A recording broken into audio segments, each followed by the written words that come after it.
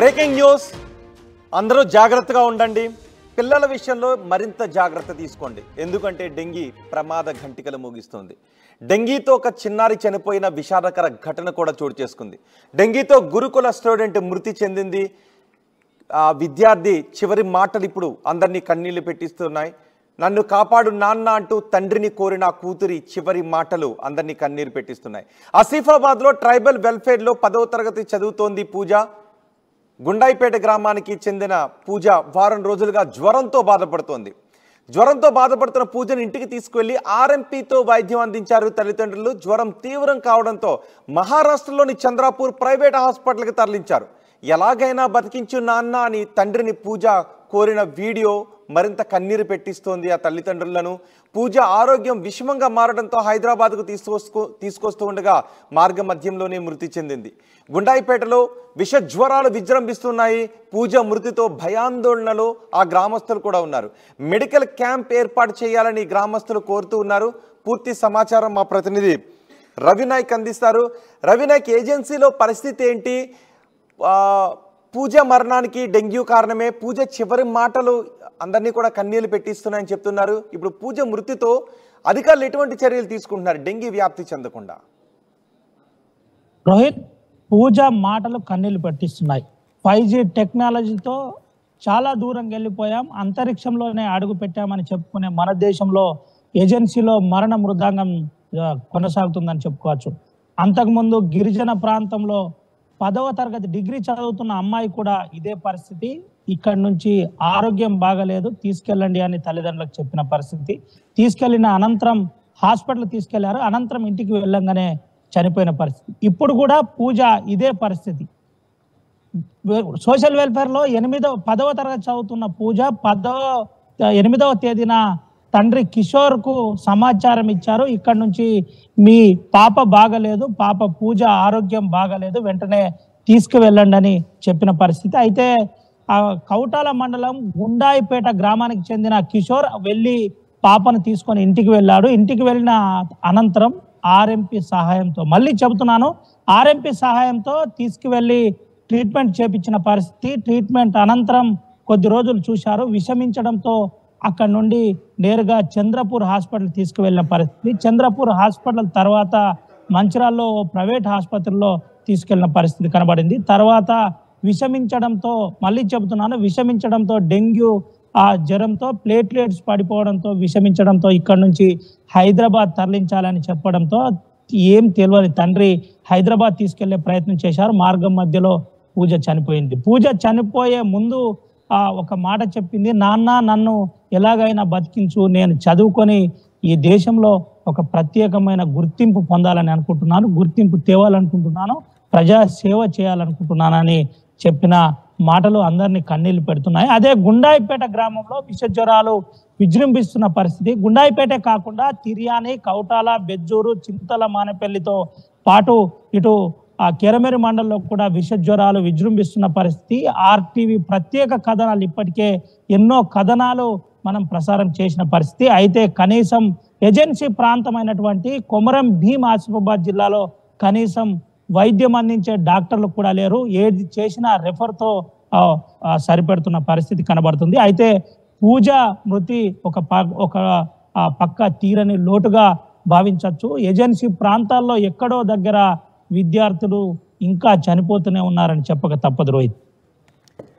Right, ఇప్పుడు అధికారుల్లో ఏదైనా చలనం వచ్చింది అక్కడ ఉన్న స్కూల్లో కానీ గురుకుల స్కూల్స్లోనూ, మరీ ముఖ్యంగా చిన్నపిల్లల విషయంలో తీసుకోవాల్సిన జాగ్రత్తల గురించి అధికారులు ఏమైనా కదలికి వచ్చిందా?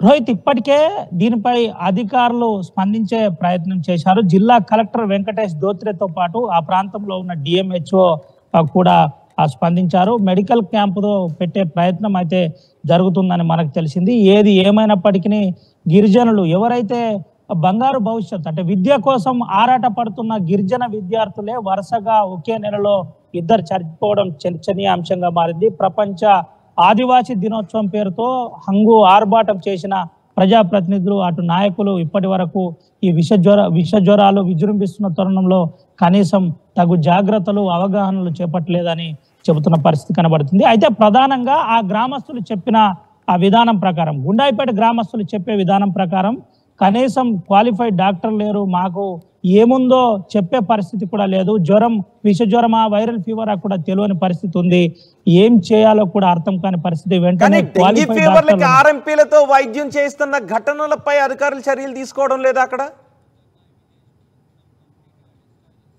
ఏజెన్సీ ప్రాంతంలో ఆర్ఎంపీ డాక్టర్లే ప్రస్తుత పరిస్థితిలో దిక్కుగా భావిస్తున్న తరుణంలో అసలు అక్కడి నుంచి, అందుకనే డెంగ్యూ అని ఎప్పుడైతే తెలిసిందో అక్కడి నుంచి చంద్రపూర్ తరలించిన పరిస్థితి. అప్పటికే విషమించిపోయింది, పూజ ఆరోగ్యం క్షీణించిన పరిస్థితి. చంద్రపూర్ హాస్పిటల్ తరలించారు. చంద్రపూర్లో ప్రైవేట్ ఆసుపత్రిలో కూడా మేమేం చేయలేము, ఇక్కడ నుంచి వెంటనే హైదరాబాద్కు తరలించండి అనే తరుణంలోనే వెంటనే కార్పొరేట్ వైద్యం కాస్త భూతంగా మింగుతున్న పరిస్థితి కనబడుతుంది. కార్పొరేట్ వైద్యులు కూడా మంచిర్యాలలో ఒక హాస్పిటల్లో ట్రీట్మెంట్ చేపించిన పరిస్థితి, అక్కడి నుంచి హైదరాబాద్ తరలించిన పరిస్థితి. వెంటనే హైదరాబాద్ కనుక తరలించి ఉంటే పూజ బతికేదని తల్లిదండ్రులు బంధువులు చెబుతున్న పరిస్థితి కనబడుతుంది. అయితే తీసుకువెళ్తున్న తరుణంలోనే ఇది జరిగింది. ఆర్ఎంపీ డాక్టర్లపై కూడా కొంతమేరకు ప్రెషర్ చేసి, అంటే ఎవరు వైద్యం చేయొద్దు, వెంటనే పిఎస్సీలు కావచ్చు, అదేవిధంగా ఆ వెల్ క్వాలిఫైడ్ ఉన్న డాక్టర్ల వైపు పంపించే ప్రయత్నం చేయాలని చెప్పే ప్రయత్నం అయితే జరుగుతుంది.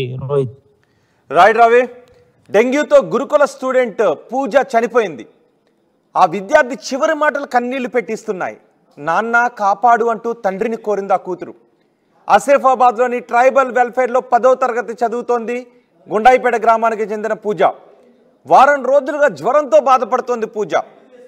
ఇంటికి తీసుకువెళ్లి ఆర్ఎంపీతో వైద్యం చేయించారు తల్లిదండ్రులు. జ్వరం తీవ్రం కావడంతో మహారాష్ట్రలోని చందాపూర్లో ప్రైవేట్ ఆసుపత్రికి తీసుకువెళ్లి అక్కడ వైద్యాన్ని అందించారు. కానీ అక్కడ విషమించడంతో హైదరాబాద్కు తీసుకువెళ్లాల్సిందిగా చెప్పడంతో హైదరాబాద్కు తీసుకొస్తూ ఉండగా మార్గ మధ్యలో పూజ మరణించింది. ఎలాగైనా బతికించిన నాన్న అని తండ్రిని ఆ పూజ అడగటం ఆ తల్లిదండ్రులను మరింత వేదనకు గురి చేస్తోంది. పూజ ఆరోగ్యం విషమంగా మారడంతో హైదరాబాద్కు తీసుకొస్తూ ఉండగా గుండాయిపేటలో ఆమె మార్గ మధ్యలోనే మరణించింది. గుండాయిపేటలో విష జ్వరాలు విజృంభిస్తున్నాయని చెప్తున్నారు. పూజ మృతితో ఆ గ్రామస్తులు భయాందోళనలో ఉన్నారు. అక్కడ ఇప్పుడు అధికారులు మెడికల్ క్యాంపులను ఏర్పాటు చేస్తున్నట్టుగా తెలుస్తోంది. పూజ మరణం గురించి పూజ కుటుంబ సభ్యులు మాట్లాడారు. పూజ కుటుంబ సభ్యులు ఏం మాట్లాడారో చూద్దాం.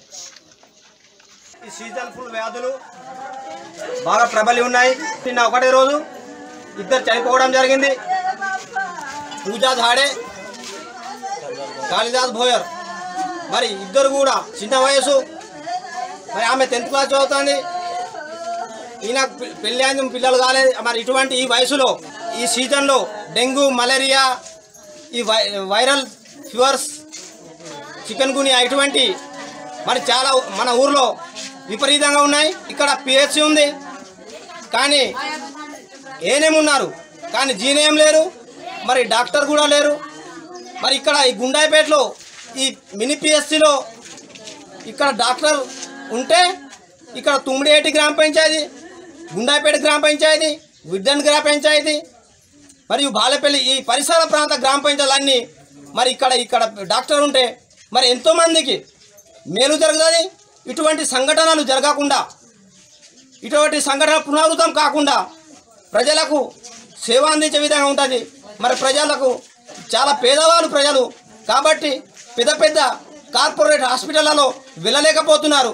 దయచేసి అధికారులను, అనధికారులను, గవర్నమెంట్ ప్రభుత్వాన్ని కూడా మేము రిక్వెస్ట్ చేసేది ఏంటంటే మన గుండాయిపేట పిఎస్సిలో డాక్టర్ను ఖచ్చితంగా ఇక్కడ తీసుకురావాలని, అపాయింట్మెంట్ చేయాలని కోరుతూ, అలాగే డాక్టర్తో పాటు ఒక స్టాఫ్ నర్స్ కూడా ఉండాలని ఇక్కడ పెడితే మాకు మేలు జరుగుతుందని మేము మిమ్మల్ని కోరుతున్నాం. బ్రేకింగ్ న్యూస్, అందరూ